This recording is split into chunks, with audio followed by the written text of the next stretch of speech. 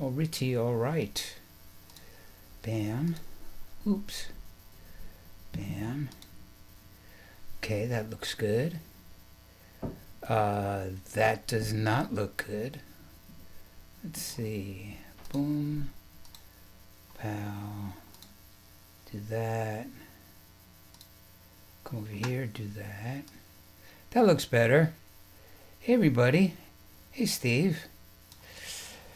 Hey, Sharon. Hello and welcome, welcome, welcome to Tuesday Night Live Stream with me, Sir Douglas of Munro, your humble host. Let's see, what am I looking for here? I'm looking. Oh, you know what? I'm gonna share tonight. You know, I'm doing a full-blown thingy here.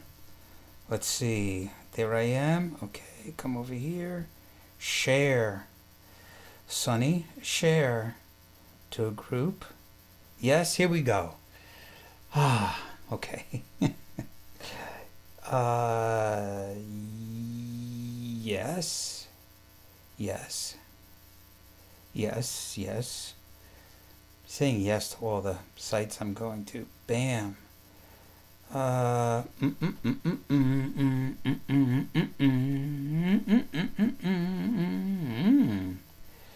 Right there. Yeah, sure. Why not there and there?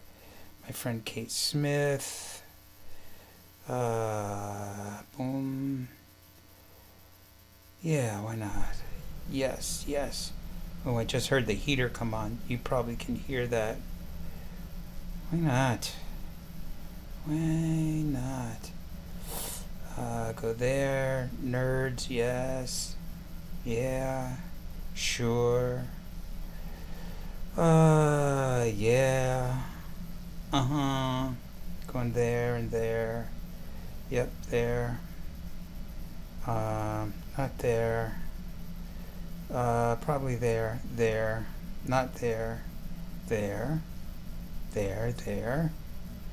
Of course there. Not there. There. Staying away from the gypsy jazz groups tonight, because we're not really doing gypsy jazz tonight, kids. Let's see. That. Yeah. Oh yeah. Sure. Yeah. I don't know. Bam. Yeah, there.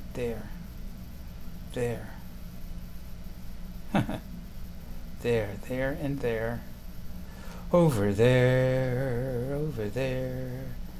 Tagging people here and there and over there. Bam and bam.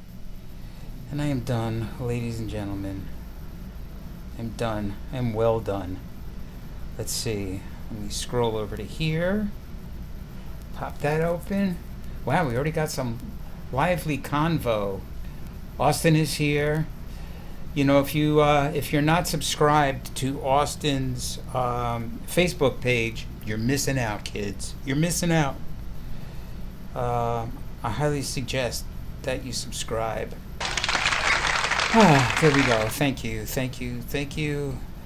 Another great evening here, and I'm happy to be here.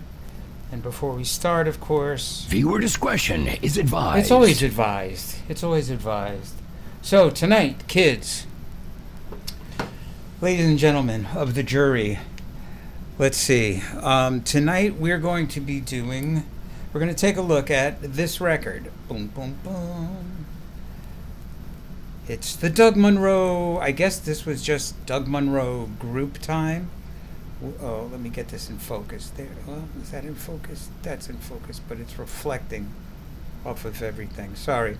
Well, this is me, LEE Will Calhoun, a recording called The Blue Lady from 1995, produced by my good friend Joe Ferry.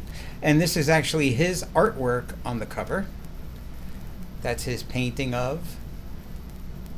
Oh, I can't get it in focus. The Blue Lady. Let me back it up until it comes into focus. Well, maybe if I put it where my head is. Ooh, there you go. Joe's a great painter. He's had a lot of exhibitions and stuff. He's been painting. Well, this painting is from 1992, so 30 plus years at least. And yeah. So this record was on Chase Music Group. This is the label that I was on. Bill Stillfield was the head of the record label, and I was on that label for about 15 years. Did a bunch of records for him. And the deal was he would lease your master. So you would make a master recording, send it to him. He would press up CDs, send them out, and he would have the rights, and everything for 5 years. Then everything would revert back to me. So I have the rights to all my records from my time with Bill, which was great, by the way. I got to meet and hang with him a few times.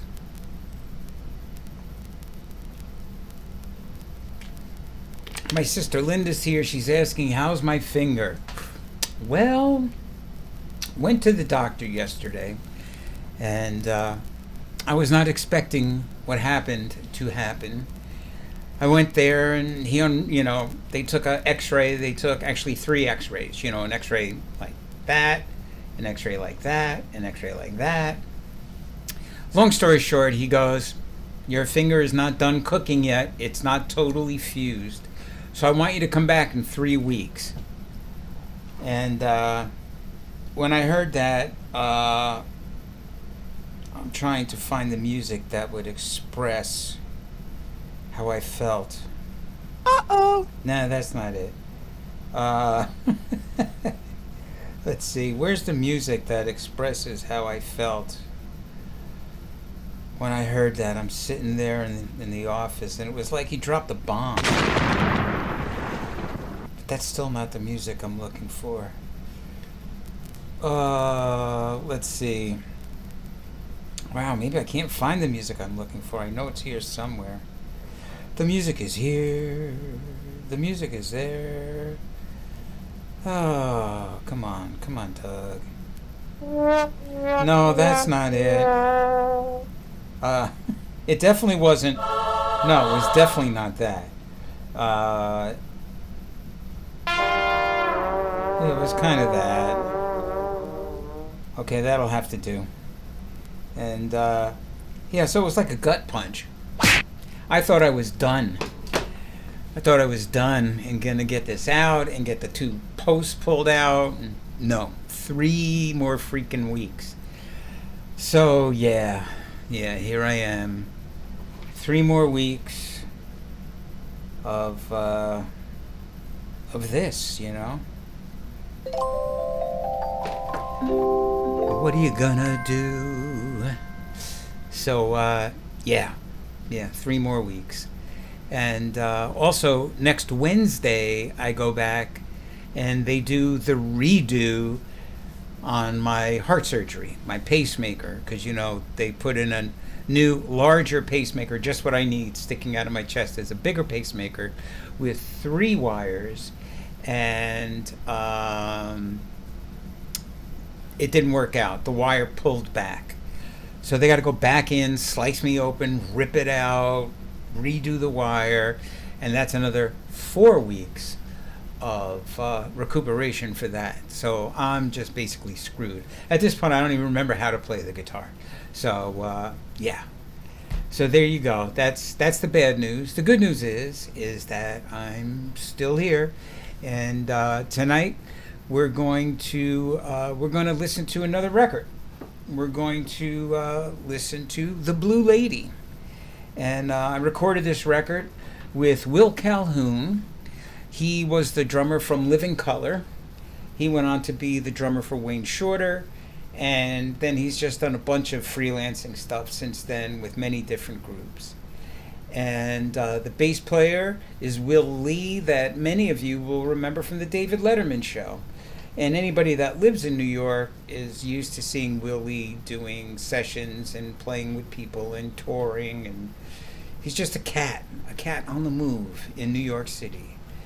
And yeah, So I did the record with these two guys, and this was the probably the biggest selling record that I did for Chase Music Group, CMG. And the reason for its success was those two guys. They were both kind of at a high point in their career. The Letterman show was still going on, so Will Lee was very well known. He had a big following. Will Calhoun, of course, was coming off of a platinum selling rock band. And so he had a huge, huge following. And so the record did very well. And I was very happy. And I thought, oh, I'm going to grab that golden ring. A few times in my career, on the carousel of of the music business, I've come close. I've come close to grabbing that ring. And this was one of those times. Without even a booking agent, I booked like 9 festivals that summer, which is pretty darn amazing. Even for 1995, that was pretty amazing. And then came the oops, almost grabbed the ring part, where I couldn't get either Will Lee or Will Calhoun to come out and do any of the gigs with me. Will didn't want to leave the city because he was doing so much jingle work, and he just had so much work in town, he didn't want to leave. Will Calhoun was still trying to figure out what he was going to do, because he was coming off of the Living Color thing and blah, blah, blah. Long story short, I wound up doing all these gigs with great players, but not well-known players. Not what the festivals had hoped for. Let me put it that way. So it was rather disappointing all the way around, as far as me building name recognition and getting momentum going and doing another record and getting a booking agent and all that stuff. The ring went poof and disappeared into the ether. So there you go. Yeah, music business. There's no business like show business. All right, so let me see. Let me close that down. Let me come over here and let's start. So the first track that we're going to listen to. Oops, I started too soon. The first track that we're going to listen to is the title track. It's called, oh no it's not, it's Battle of Wills. How do you like that? That's a catchy name, because there was 2 Wills, and this is a Battle of Wills. Also, another disclaimer, this is a straight up fusion record. So this is not gypsy jazz, this is not bossa nova, although there is a sort of Latinish track, but this is sort of like fusion trio, 1990s New York fusion trio. So it's kind of like going in a Wayback Machine a bit, but it's good. I mean, my chops were 10 times better then than they are now, because I'm all cripped up and stuff, and back then I was younger and in my prime. Da da da da da da da. All right, so here we go. Battle of Wills, first track off of The Blue Lady, produced by Joe Ferry.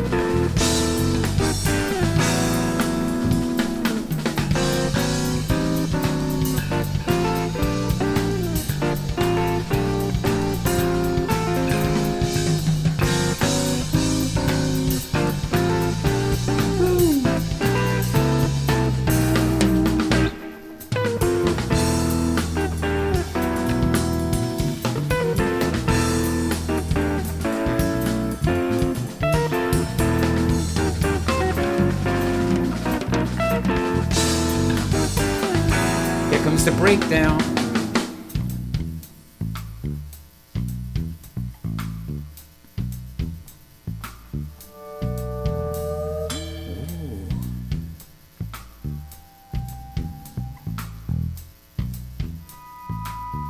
Ooh.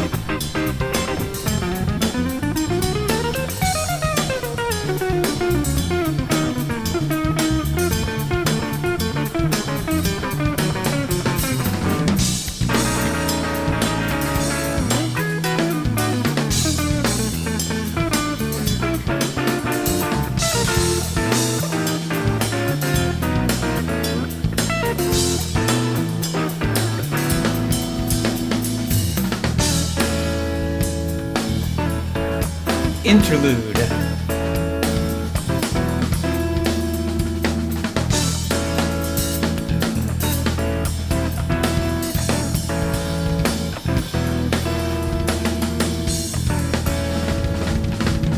All right, drum solo.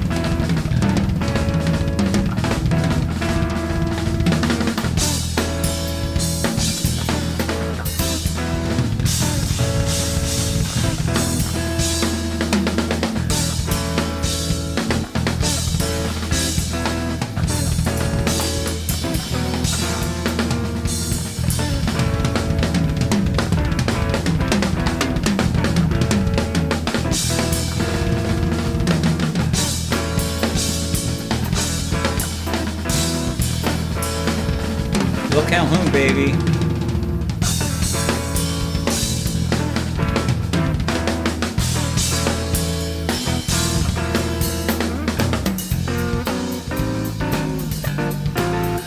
Hey, we all survived.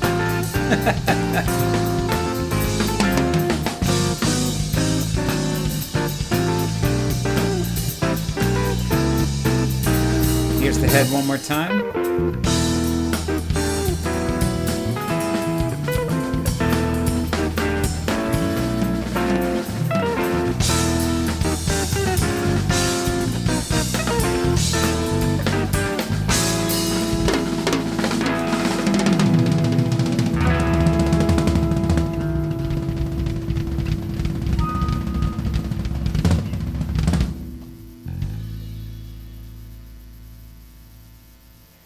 Great, googly moogly. Yeah. So I'm reminded of a bunch of stuff, hearing this back. I never listened to my own records. When I first make them, of course, I listen to them like a billion times because I got to get it right. But yeah, listening back, first of all, I remember where we recorded this. We recorded this at the Loft in Bronxville. Al Hemberger owns the Loft in Bronxville. He may still own it there forever. And so there was the room that we recorded in, there was a drum booth and the main room. So me and Will Lee were in the main room. Will Calhoun is in the drum booth. And I remember that we start recording, and I'm just like, oh my gosh, Will Calhoun.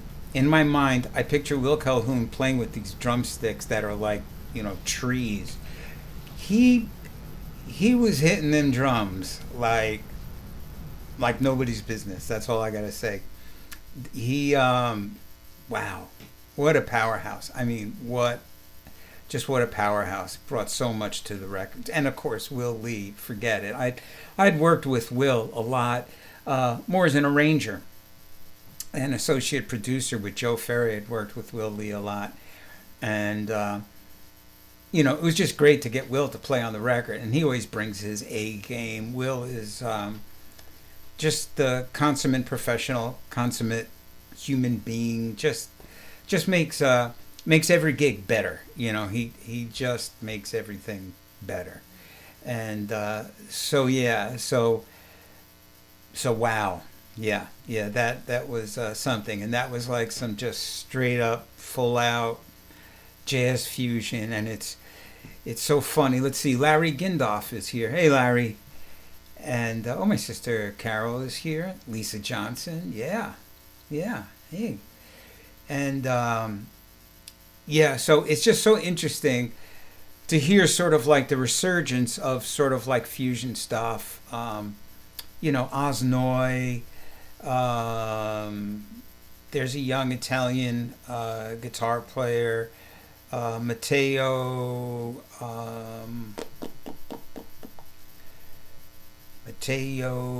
Mancuso, I think his name is.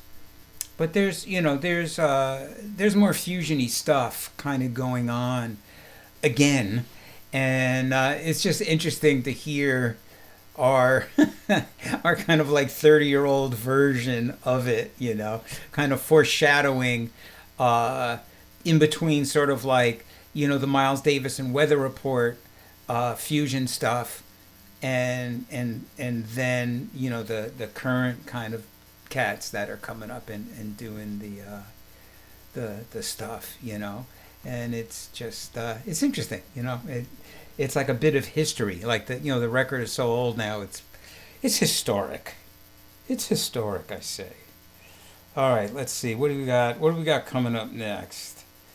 Let me pop that down. All right. So the next is and Battle of Wills. I wrote that original composition. Back in the day, doing fusion, there wasn't sort of like this jazz thing of like you got to do cover songs. There's like a jazz thing, a jazz tradition that when you do a record, you do original material, but you do covers. And especially way back in the day when not a lot of jazz artists, not every jazz artist was a composer. And so records had lots of cover tunes on them just out of sort of like necessity. And it just became a thing. But the fusion guys, like Chick Corea, he's a composer. He wanted to write his own stuff. And I kind of felt that way too, that like, why do I want to do covers? They've already been done. I want to sing. No, I want to do my own thing. So yeah, that first song, Battle of Wills, I wrote, and I also wrote this next tune. This next tune is called The Blue Lady. So it's the title track. And just for your own information, we are 24 minutes into the live stream, and we already are at 100 chats. So go. You guys go. Keep going. Here we go. The Blue Lady. Oh, and I should... sorry. I would be remiss if I didn't say that the guitar I'm playing on this entire record at that time was my fairly new Gibson ES-165 Herb Ellis model hollow body guitar. It's like a 175. Oh, and that's another thing. Steve Vance sent me a great picture of a guitar. So Steve, write in a comment. Tell us what that guitar is. I'll try and grab that picture during this song. I'll try and do that. See if I can grab that picture. But yeah. Let us know what make and model that guitar is. And the guitar that you're listening to is my Gibson Herb Ellis model, which has become my trusty guitar, which I call Trigger. So here we go, Blue Lady.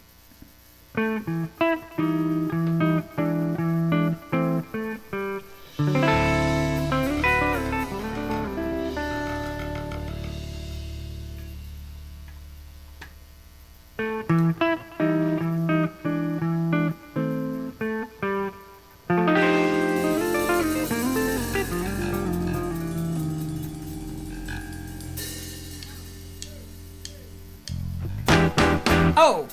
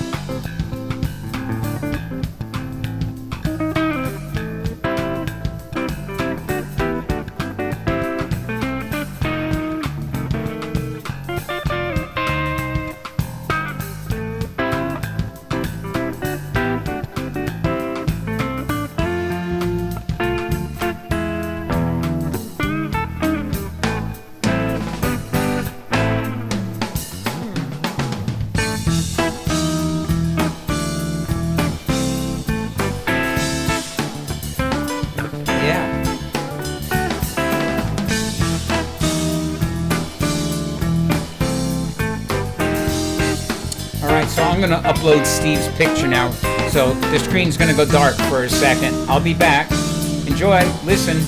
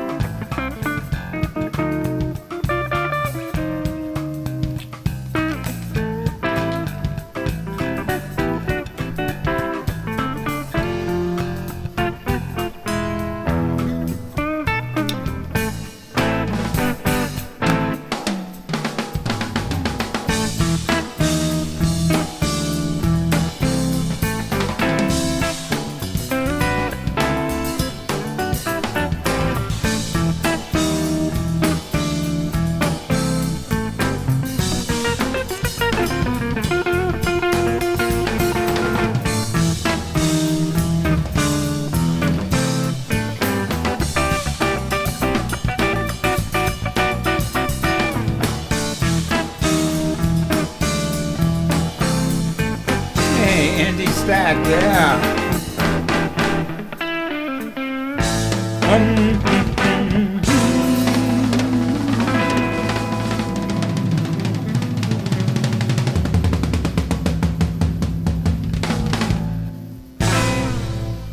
Yowza.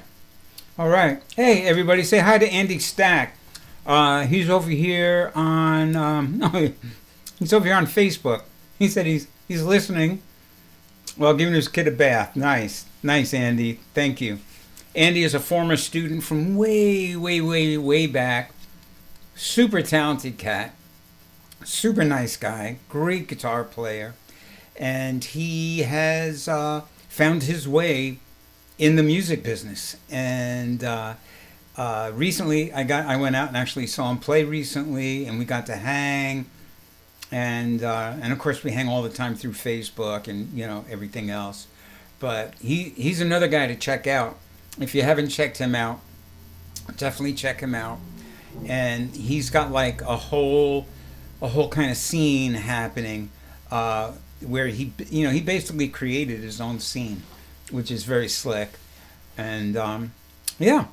So Steve Vance, his guitar. When I blacked out the screen for a minute, I was getting his guitar. So I just want to throw it up. I want to throw up right there. Bam. So Steve says, this is my Leslie West guitar. Leslie West was a guitarist in a band called Mountain.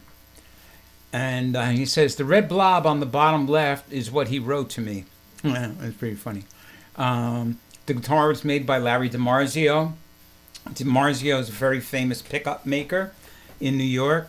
And the pickup in my Gibson, Herb Ellis, is a DiMarzio pickup, DiMarzio PAF. He said he got the guitar in the 80s.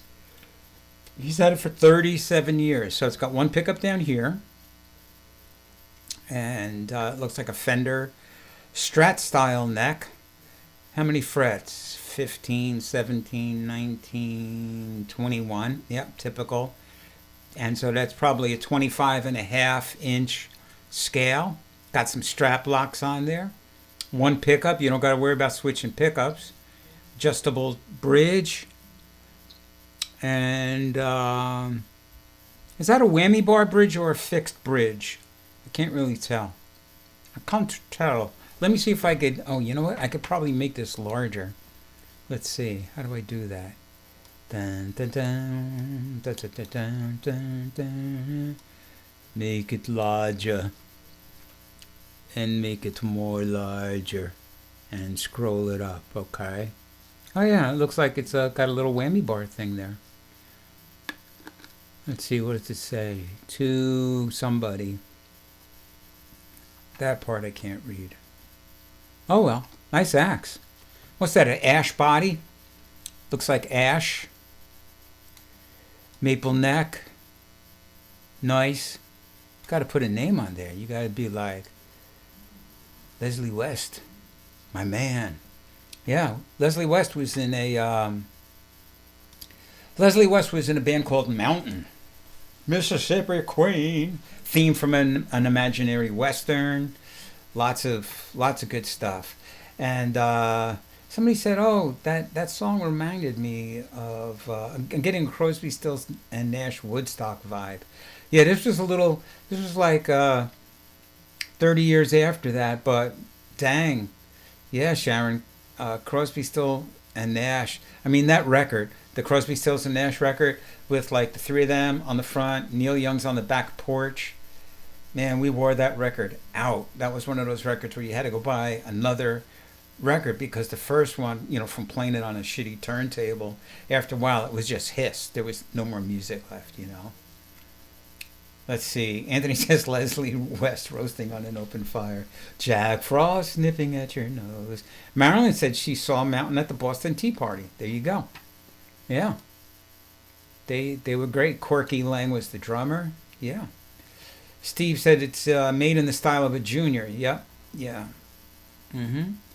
Like the Gibson SGs, the TV, Les Pauls. Yeah. They all had just that one pickup, just a shred machine. Yeah. Yes, indeed. Love them. All right, so let's see what's next up on our hit parade here. Um, okay, so the next song is "Put Through Changes." I don't remember this one at all. I'm guessing that it's based on the song "I've Got Rhythm," where that was a very common thing to do. Oh wait, Steve says the back of the guitar has cigarette burns on it. Leslie used it as an ashtray. Nice. Oh, our good friend Ricardo Gautreau is here. Hey, Ricardo. Everybody say hi to Ricardo. He's over on Facebook.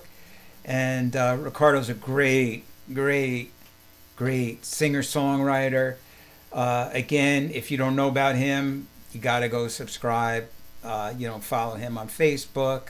And Ricardo, why don't you put a link on to your new recording? He just released a new recording, and I'm actually playing on the record. And him and our good friend Pablo Mayor and a bunch of great studio cats. It's an amazing, amazing record. Ricardo's just a great cat, and one of the most prolific writers I've ever known. I mean, he literally probably has 1,000 compositions, and he's just writing all the time. And they're always super interesting. Everything sort of has like an Afro Cuban something somewhere in them, but they run the gamut from rock and blues and ballads and just all kinds of stuff, and very unique, very original, and I really like that. So Ricardo, post a link where they can get your new record. Check it out. All right here. So Put Through Changes. Another jazz tradition is playing on the chord changes to "I've Got Rhythm," old standard by oh shoot, hold on. Who wrote "I've Got Rhythm"? Ira Gershwin wrote "I Got Rhythm" in 1930. There you go. Okay, Ira Gershwin. So Gershwin wrote "I've Got Rhythm," and here's a song that we took those chord changes and I put my own melody on it. Woo! So listen to that bass drum. See that? Will's using 2 bass drums.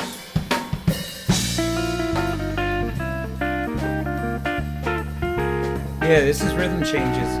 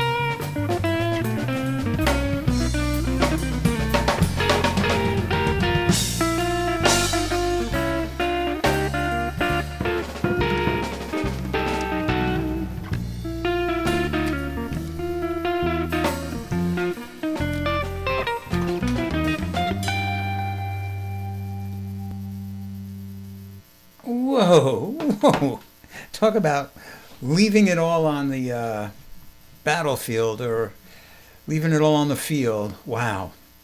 So yeah, those guys definitely, like when you play with guys that are that much better than you, it brings your game up, And plus, I was just so happy to be playing with them. I was so happy with what they were playing. I was just pretty much going mental, And so yeah, so that was great. Also, Linda, you guessed right, Sharon. This is a California raisin, given to me by my good friend Todd Kuhlman. The same guy that gave me Mr. Frogsworth gave me this little California raisin guy playing guitar. I don't know if you remember the California raisins. They were little claymation guys that were used on commercials for California raisins. They were the California raisins. Was that a California raisin? Yes, it was. It was. It was not a Potato Head Mini. Yeah. Okay. So a couple of things came to mind. On that song, Will Calhoun, when he came to the studio, he brought two different bass drums. He brought a regular, what we would call 20-inch bass drum, and he brought a little tiny, like 16-inch bass drum. And he used the 16-inch bass drum on that song, and you could really hear the difference. He was going from more of like the sort of jazz sound as opposed to the rock sound. And yeah. So that was fun. I had forgotten all about that. I had forgotten all about that tune. And also, before I forget, because I'll probably forget, I don't think I showed the back of the record. Look at us. So young. There we are. Will Lee is on my left. Will Calhoun is on my right. Aw, the guys. Yeah. Those were the days, my friend. Yeah. So that was that song. Let's see, what else did I want to say about that?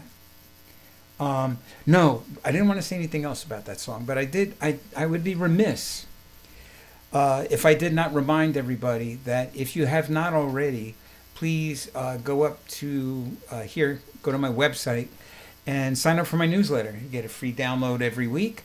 And if you do sign up for my newsletter, you will have found out that I released the third single from the Loop Mania 2024 CD.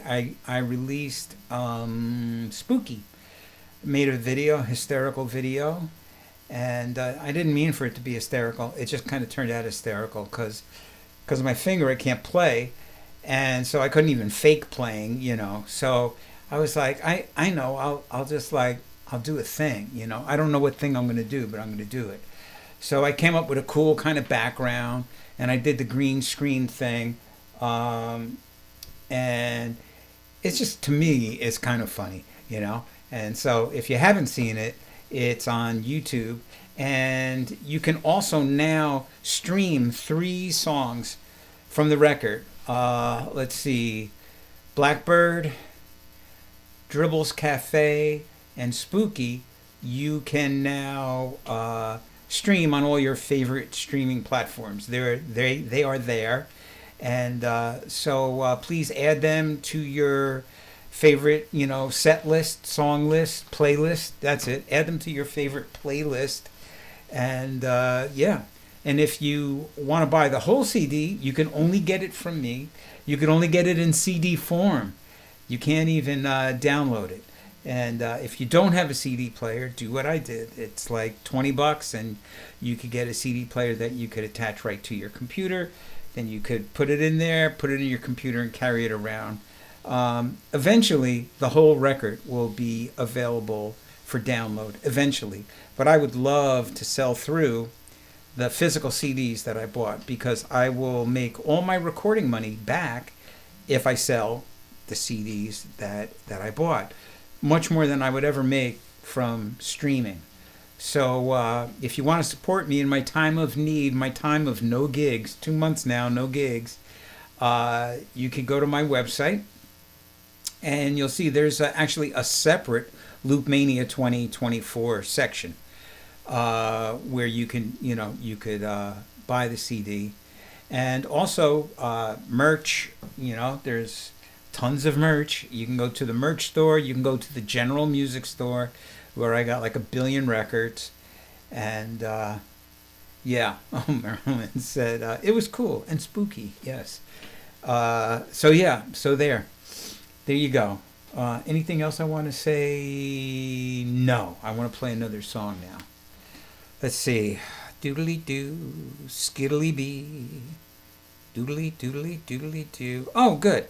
So the next song is called Cha Creek. Chaa Creek.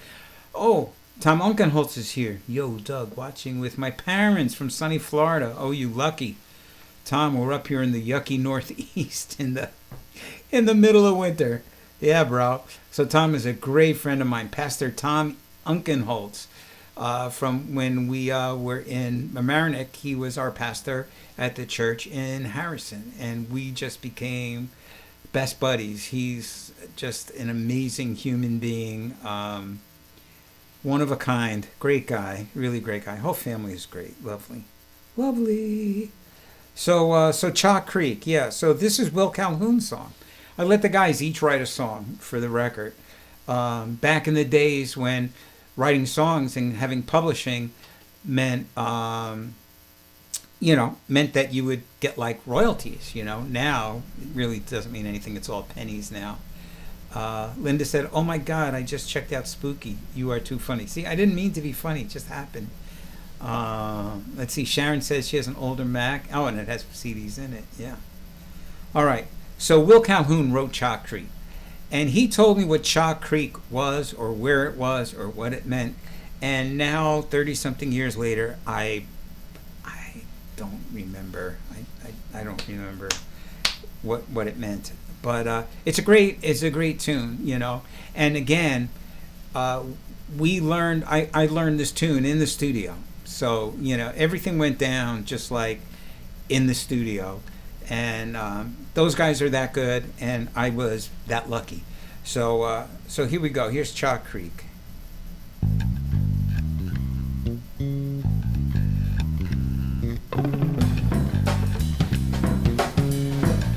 And there's that weird bass drum.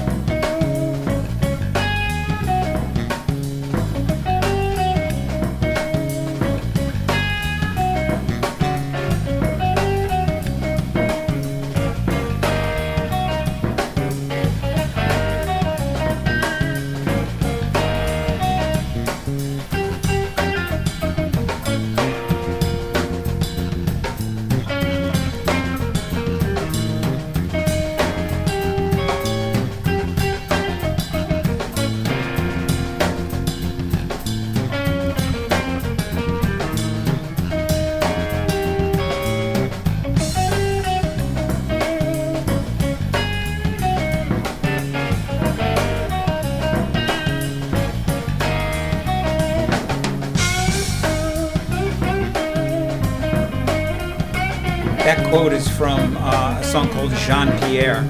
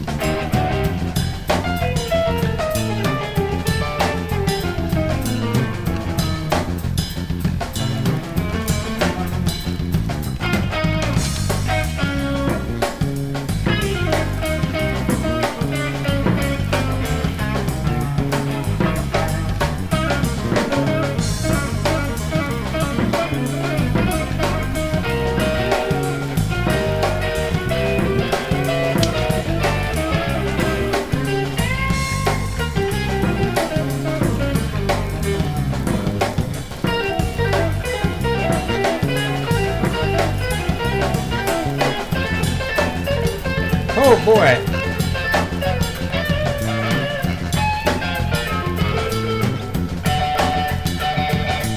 Uh.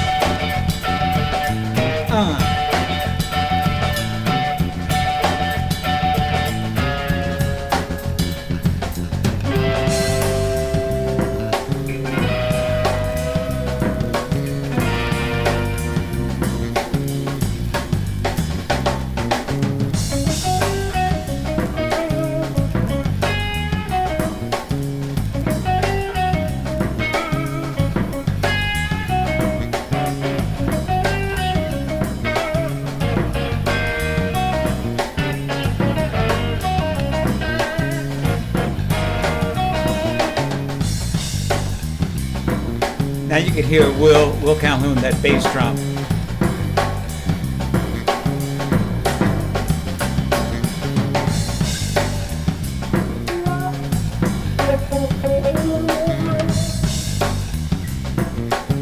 And this guitar, I think this is Joe Ferry playing this guitar part, the wah-wah.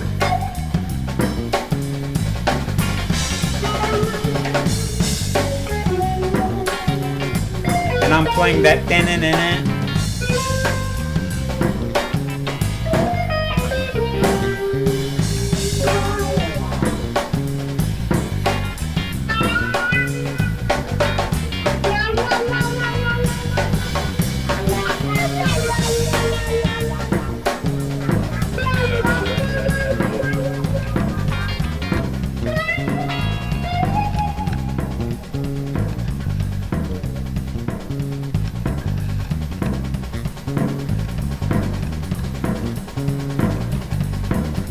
Crazy.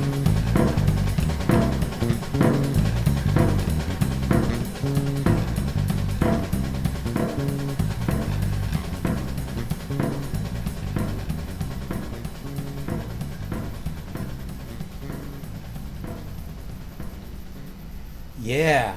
Yeah, so that crazy bass drum, huh? So again, I haven't listened to these songs in like 20 years. And yeah, so at the end of the song, you know, we did that whole fade out, and Joe Ferry said, it needs something. You know, Joe was the producer. It needs something. And I'm like, I don't know what. And he goes, you know, why don't you play like some funky like rhythm thing, and I'll do some wah wah thing. And I was like, okay. So I think he took my guitar and put it through, you know, a wah wah pedal and played that.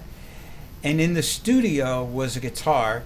And forgive me when I tell you the name of the guitar, but this is literally the name of the guitar. It was a BC Rich Bitch. That was the name of the guitar. BC Rich Bitch. Sorry. That's what it was called. And I plugged directly into the board, not through an amp, but straight into the mixing board, so it has that super tinny, dry, bizarre sound. And, oh, Andy's checking out. All right, Andy, thanks, bro. And, oh, also, AK. Thank you, AK. He's digging it. All right. Yeah, so that's how that ending came up. Me going din on this ridiculous looking like shred guitar that I'm playing funk on. Yeah, it was quite hysterical. But that was Will's song, you know, and he just taught it to us in the studio. And you know, and this was back in the day when we're using 2-inch tape. So it wasn't like you would just record everything and then, you know, and then decide, you know. So we would practice up to a certain point to where we felt we were right on the verge of like it happening.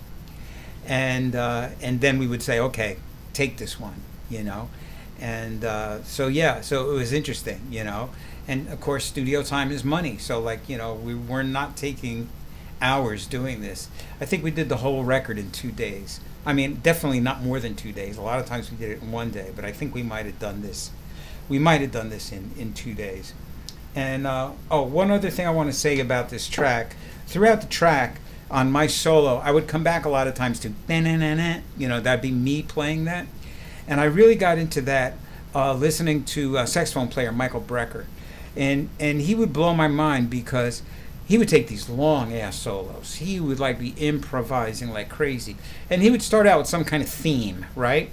and then he'd blow, and then he'd come back to that theme, and then he'd blow another 10 minutes and come back to that theme.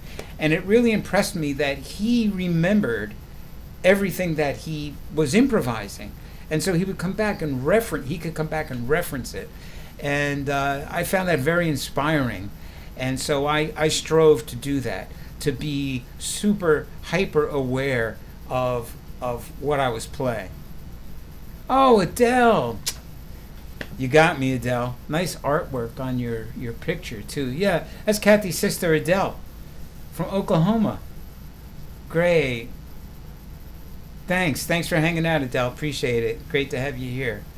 Marilyn said, "Did you ever suffer from red light fever in the studio?" No, I don't know why, but for me, it's always the opposite. That I do best under pressure. You know, like I like. I don't know.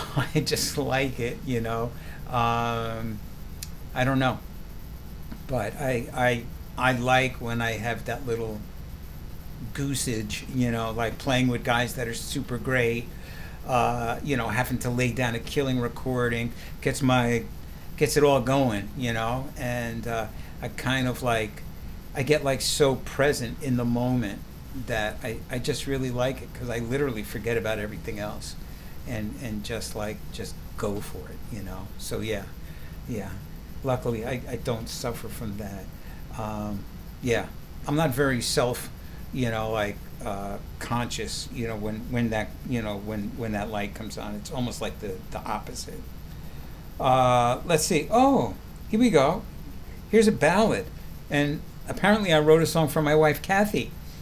So this is a song called "Song for Kathleen," and literally, if you like, put a gun to my head and forced me to play it right now, I'd be like, So let's hear what. That's terrible, Kathy. I'm so sorry, but here you go. Let's check it out. Song for Kathleen. I do think that I know what it is, but I'm not 100% positive. But I do think that I know what it is. Here we go.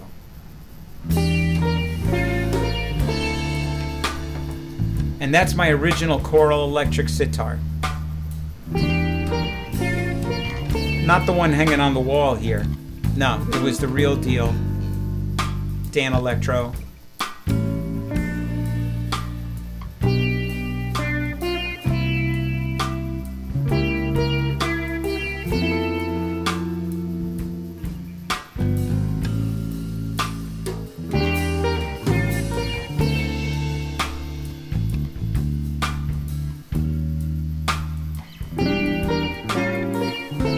Now, obviously, I overdubbed something because I hear my other guitar.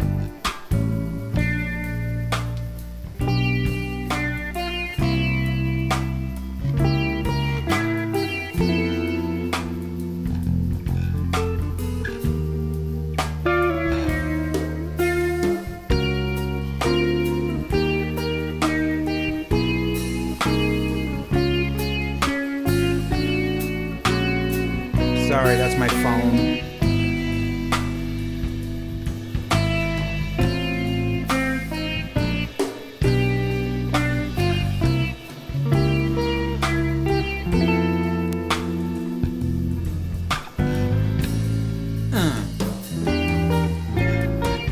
Thanks, Ricardo.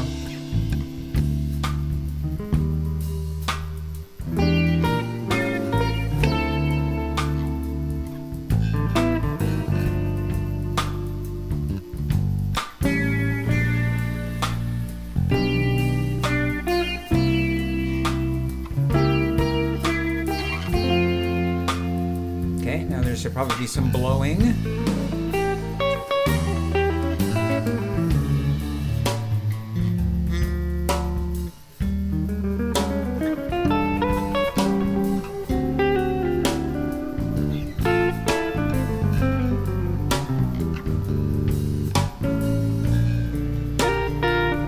And you could hear Will Lee is playing a lot more double stops, ninths, tritones.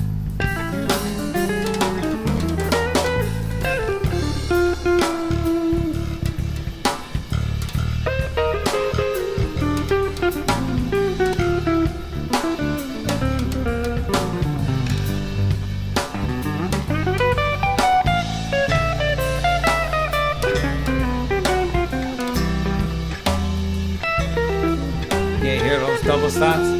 You can only do that in this kind of a trio.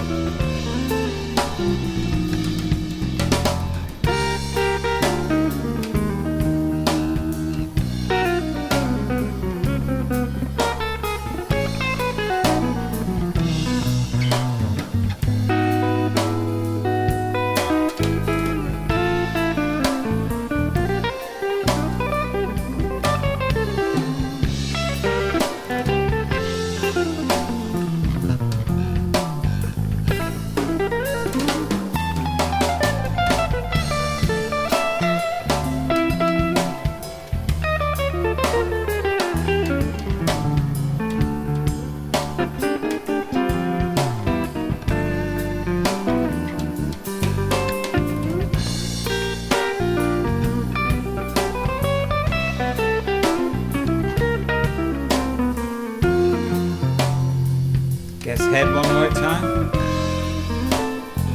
Maybe the bridge out. Yep.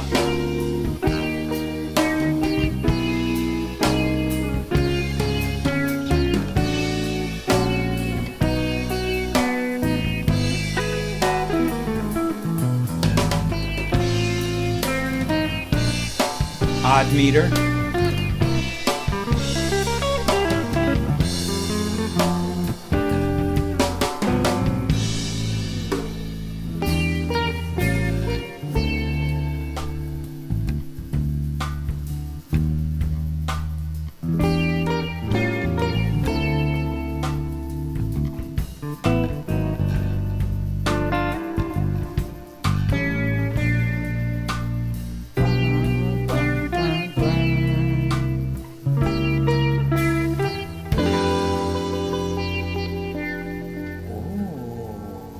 Lydian chord at the end.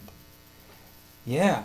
So Will Lee. So you check that out. That on the ballad, since it's just a trio, and I'm playing a lot of single note stuff. Will on the bass is playing a lot of double stops, a lot of ninths. Sometimes if he goes up high, he'll play like a third and a seventh, and all kinds of different stuff. But yeah, cool beans, as they say. Let's see, very classical and R&B. Yeah, that was a choral electric sitar that I wound up selling for like $3,000. I bought it for like $300, and then it became this sought after, antique, and they could never be tuned. They were impossible to tune. You would tune it for like a certain section of the neck. So I was happy to let it go and make 10 times what I paid for it. And when I bought the new little electric sitar, the bridge is much better, much more intonated, and it actually stays in tune. It's actually better than the original one, I'm sorry to say, but yeah. And Linda had said, didn't I write another song for Kathy? Yes, I wrote a song, The Girl with the Long Tasseled Hair. That was another nice one, yes. Yes, I did. Let's see. Oh, that was funny. They're talking about long hair. Linda says, yeah, I felt like those toys we had as kids with the dolls that had the hair you could pull to make it long, and my hair stopped. I remember those dolls. You pull the hair out. Oh, look, it's long. Shove it back in. Wish I could do that now. Ay. All right, let's see. What do we got going on now? We only got a couple more songs. This record only had 8 songs, so we got 3 more to go. So this next one is called Blue Moves. I was really into this whole blue thing. The Blue Lady, Blue Moves, Blue Moon. Let's see. Okay. Let's check out Blue Moves. I don't even know what to say because I don't remember it at all. Nice drum beat. Smack. Oh.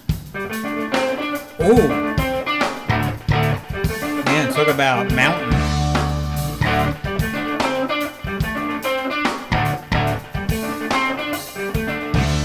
Woo. Yeah, I really like this like slow funk stuff.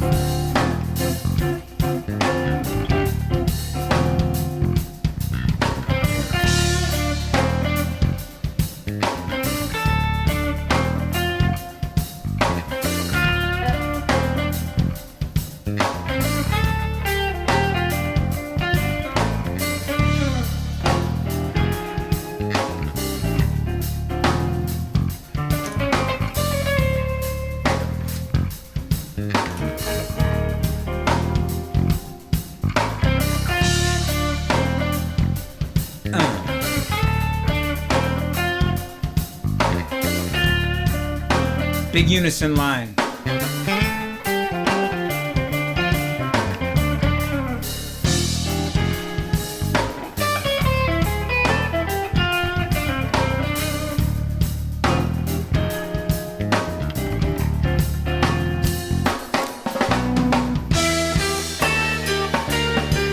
Woo.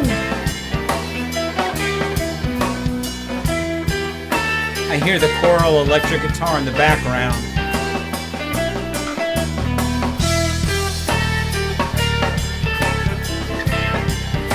Check out that bass line, man.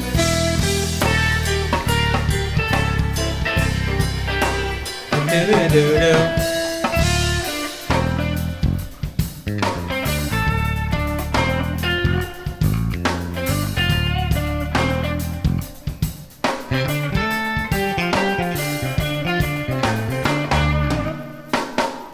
Ooh.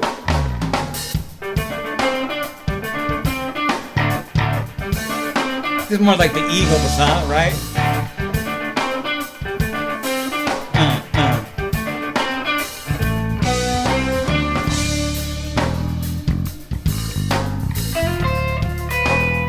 Ooh.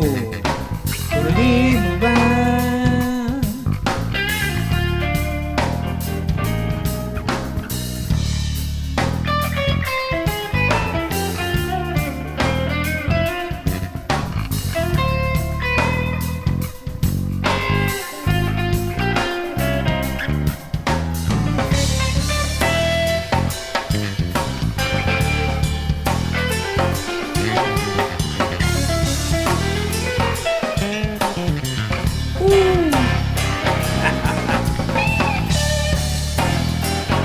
Yeah. So call and response with myself.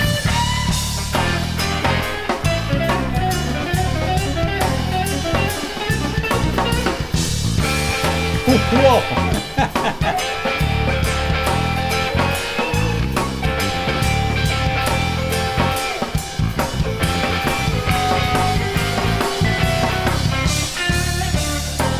Yeah, Lisa, the CD is available on the website. Yep, the Blue Lady.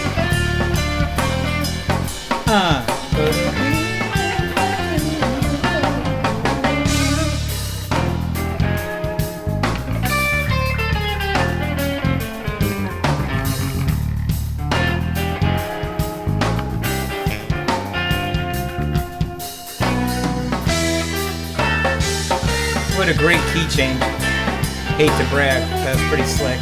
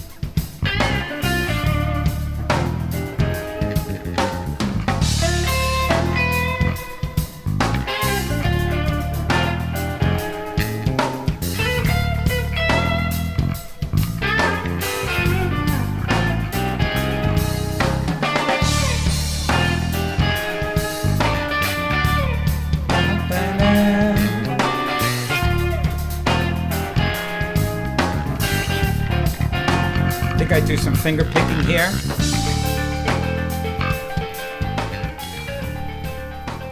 Yeah. Yeah, that was fun. That was a good one. So, let's see. Steve wants to know about Overdrive. Yeah, Marilyn said sounds like some of the drum patterns from the new CD. Yes, those aren't the same drum patterns, but yes, definitely out of that bag. You know, I draw from everything. Also, somebody had asked me, you know, when did you start doing the gypsy thing? Like how were you doing like this fusion thing, and then you're doing the gypsy thing? How did that happen? Well, the way that I pictured my career at that time was my day job was fusion guitar player, and for fun I played the gypsy stuff and I studied the gypsy stuff, but I didn't play it professionally, and I didn't play it with anybody. I just played it. I just enjoyed it and played it. Then, as my career went on, fusion became looked down upon. Fusion was bad, not good.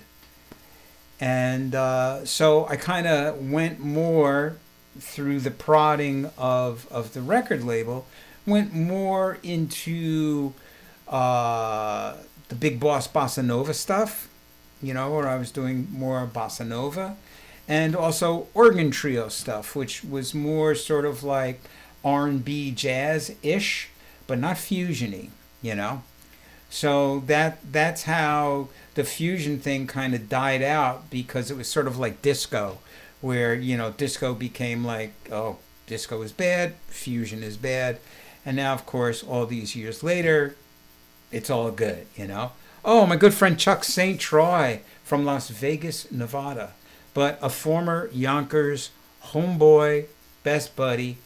We played in a wedding band for 4 years, and he's my man. I love him. Great singer, saxophone player, entertainer extraordinaire. And yeah, hey Chuck. Everybody say hi to Chuck. Oh, also Bill Morton from Chicago, from WZRD, The Wizard in Chicago radio's here. And Sharon said the gypsy question was from me. Ah, there you go. Yeah. So then when the whole music industry crumbled and there was no point in me being on an independent label, because I was able to do the same thing as an independent label did without giving up any of the financial rewards. So that's when I started my own label, and that's when I started doing Gypsy Records. And even then, the first record that I released was the Christmas record. And the reason why I released a Christmas Gypsy record was because there wasn't one that existed. And so it was just a sound marketing thing to do, that there wasn't one, so I kind of filled that niche. And then I got enough attention from that I went on to release 2 more Gypsy records. And that might be it. I might not have another Gypsy record in me, you know. I'm kind of into the loop thing. And so that's why I did the new Loop Mania 2024 record, because I'm sort of into that, and I wanted to get a proper recording of that out there. And so there you go. Yeah. What do you know? Steve said that he put another guitar up. So let me cue another song, and then I'm going to see if I can get this other guitar that Steve put up. So we got 2 more songs to go. So hang in there with me. We'll do the whole record. So the next song was written by Will Lee. This was Will Lee's contribution, and it's great. It's called Mambo de Peg. So Peg, I am assuming, was a woman friend of his. Could be his sister. I mean, again, I remember he told me could be girlfriend, wife, sister, can't remember. But he wrote this, Mambo de Peg, and it's a really fun tune, deceptively hard. But I was able to get it. And while we're listening, things are going to be happening on your screen that you're not going to like, you know, where like you're going to see a picture of Steve's guitar, it's going to disappear, and then I'm going to try and upload the other picture that Steve sent. So don't leave, don't worry, everything is cool. Just enjoy Mambo de Peg. You hear that talking drum? That's Will Lee doing that with his voice. Oh, I'm on a nylon string. Oh, and that reminds me, Steve Vance, I got to tell you about my sound.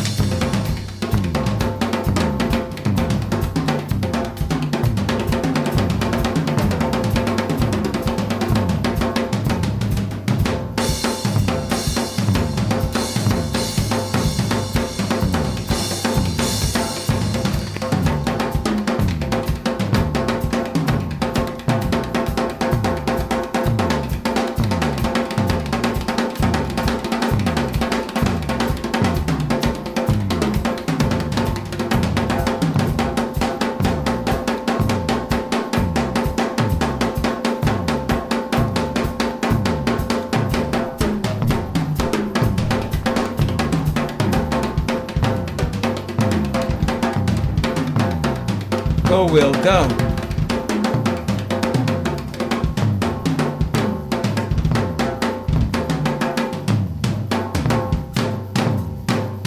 Oh!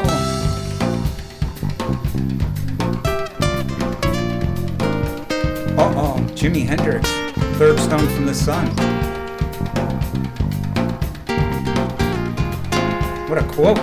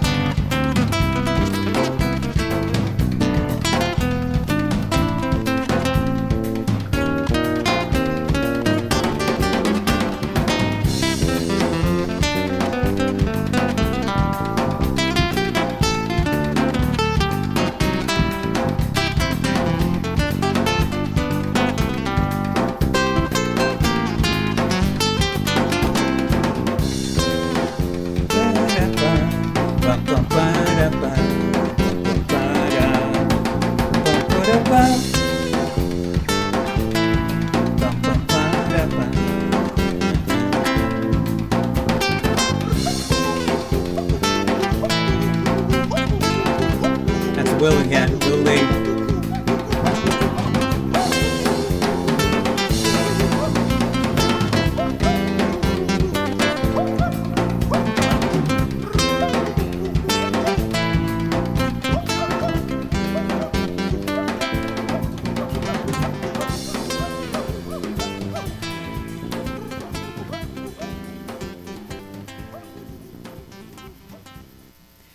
Yeah.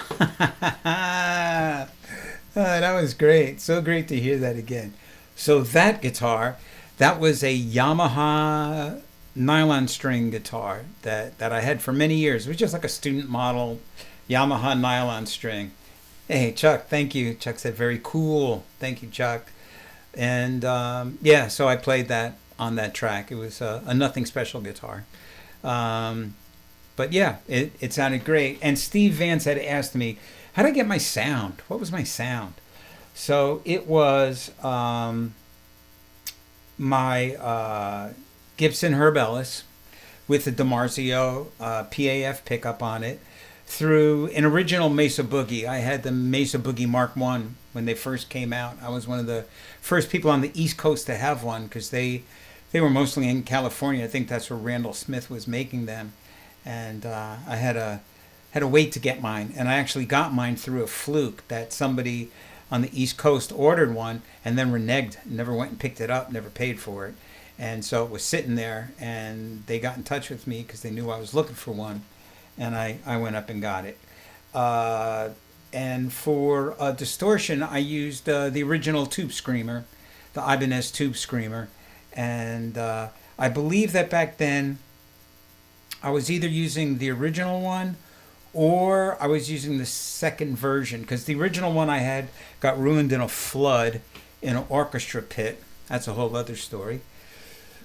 And so I got the second one, the second version, and you know, people drool over the original one, but I think that the second version that came out is the one that I liked. And another interesting thing that I didn't use reverb. I used a Roland Space Echo, and Roland 302 Space Echo, which again are very much collector's items now. And I sold both of mine for a lot of money because I just didn't feel like lugging them around anymore. You know, all that equipment is huge, and so that's how I got my sound. That was my sound. So let's go. We got one more. We're going to do one more. We're going to make it, ladies and gentlemen. Can you believe it? Let's see. All right. Let's see. What do we got left? We got one more. Oh, this is a good one. So we did a cover. We did a cover of Jimi Hendrix, If 6 Was 9. And this is an interesting song in that this song got a lot of traction when we did it because there was not too many instrumental groups that were doing covers of Jimi Hendrix songs in the early 1990s. And so this song got picked up by a lot of Hendrix fans, you know. So again, it really aided in the sale and popularity of this record. And this is my arrangement of the Jimi Hendrix classic, If 6 Was 9.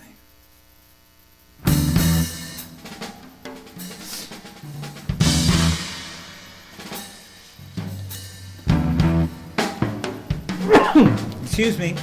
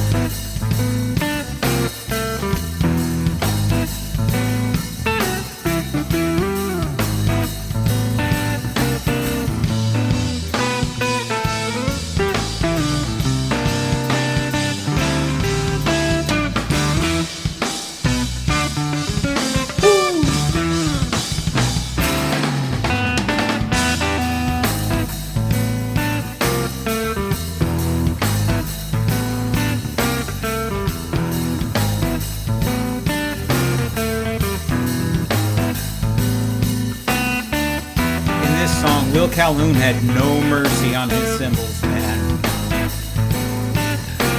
Beat those things.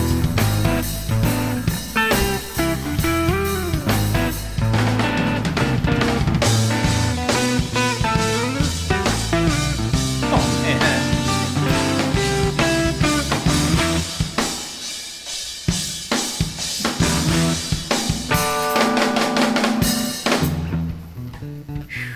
Lee gets a bass solo, very rare.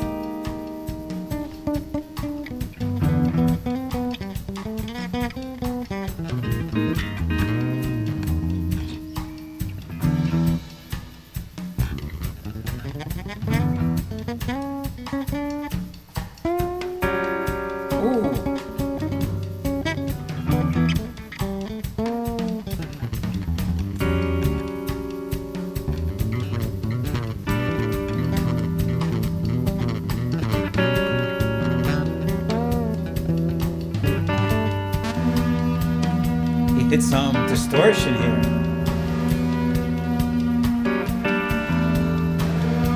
Oh. Thanks, Austin.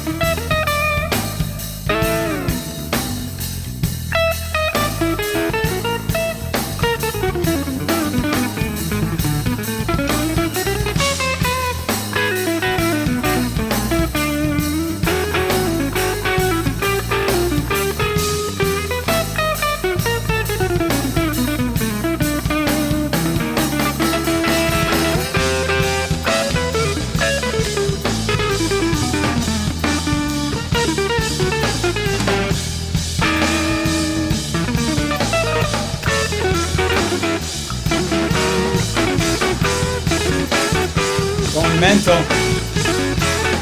Oh.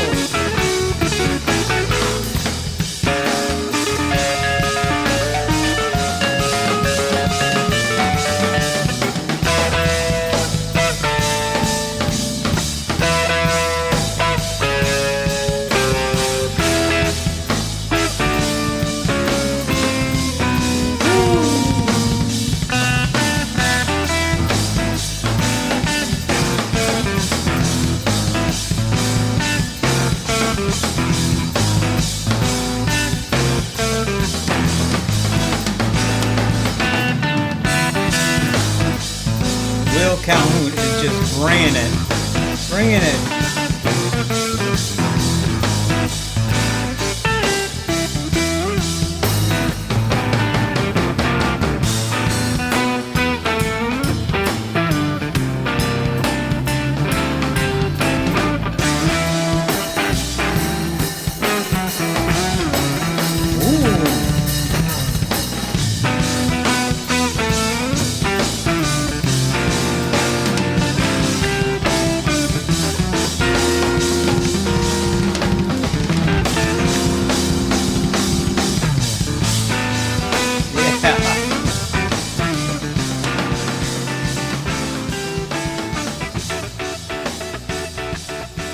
And I think we go on for like another 10 minutes. Whoa. Wow, ladies and gentlemen of the jury. That was, hope it was as much fun for you as it was for me. I had a blast. Wow, that was just a riot. Steve Vance, his other guitar that he put up. Bam, there it is, a Kramer. Double pickup, Floyd Rose tremolo in like some kind of like neon red, neon pink, neon something. Great picture. Nice guitar, bro. Yeah. There you go. Yeah, so send me your pictures. I'll post anything. That's unless it's like, violating something. But yeah, this was great tonight. I hope you enjoyed yourselves. I had a great time, and Yeah, but you know, it's that time now, folks. Time to say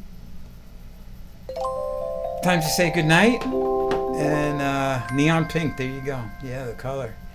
Thank you, Larry. Thank you, Marilyn, Steve, Lisa, Austin, everybody, everybody. My mom, my sisters, Chuck, Tom, everybody. I'm sure I'm leaving out many, but thank you all. Thank you all for hanging out. And just so that you know, next week I will not be live streaming because next Wednesday I'm going to get my heart redone. The pacemaker and the wire, I got to get that all redid. Thanks, Ricardo. Thanks, Larry. And yeah, so no live stream next week, but we'll do something the following week. And I'm guessing we'll do another album. You know, we'll take a look at another record and talk about it, talk about stuff. And so I guess that's it. So you know, thank you so much for hanging out with me and giving me some nice positive feedback and vibes. It was very nice. And thanks, Adele, out in Oklahoma. And that's it. So until I see you again, I wish you all love. Wait, that love. I forget it. Love. Peace. And a little bit of chicken grease. You know what I'm saying? So until next time, see you.